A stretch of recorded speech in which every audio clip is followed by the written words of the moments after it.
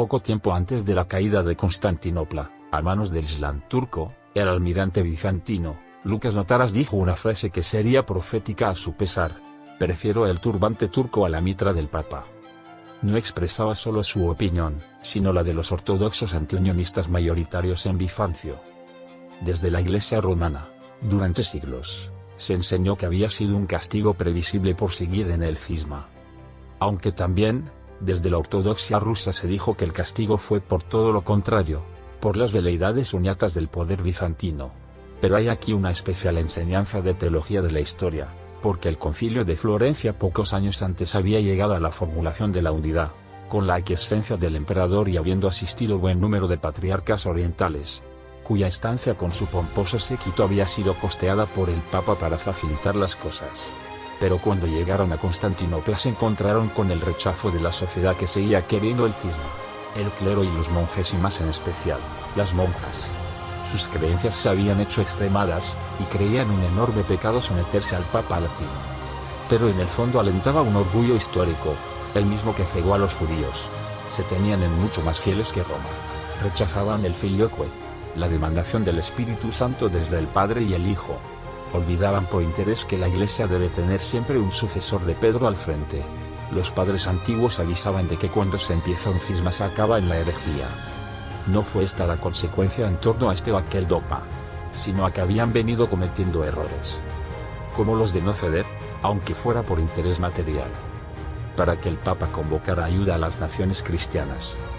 Pero el Papa exigía a cambio que tenían que someterse al primado petrino.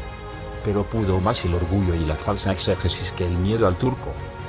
De este modo, el principal jefe unionista Genadio tras la caída, sería elevado a patriarca de Constantinopla por designio del sultán. Premiaba por su enemiga acérrima contra Roma, en lo cual bizantino y turco coincidían.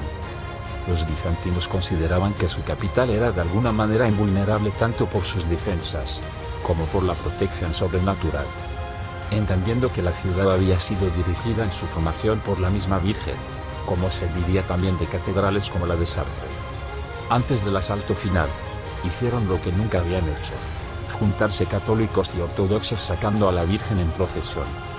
Pero esto no fue escuchado y además la procesión no podía completarse las varias veces que lo intentaron por diversos fenómenos. Aquí se dio también la gran lección, pues una vez pasado el Kairos, el tiempo propicio para la resolución del cisma, ya era tarde por más medios que se pusieran. Llegan tarde las vírgenes que no estuvieron a tiempo con las lámparas prestas. Y el asedio hizo lo que los concilios anteriores no habían conseguido sino nominalmente: unir en una sola oración a todos unidos en el martirio. Algo que ha ocurrido habitualmente en la historia teológica, como fue el Holocausto católico en España. 3 décadas de escandalosos enfrentamientos entre los propios católicos, tal como quedó reflejado en la prensa de la época.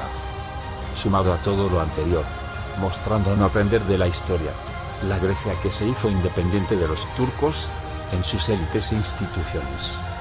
No se quiso vincular en sus relatos su idioma a la tradición bizantina, sino a la Grecia clásica, la que no había conocido a Cristo, y por descontado a pesar de las lecciones sigue en el cisma ortodoxo, y sigue teniendo permanente la amenaza turca.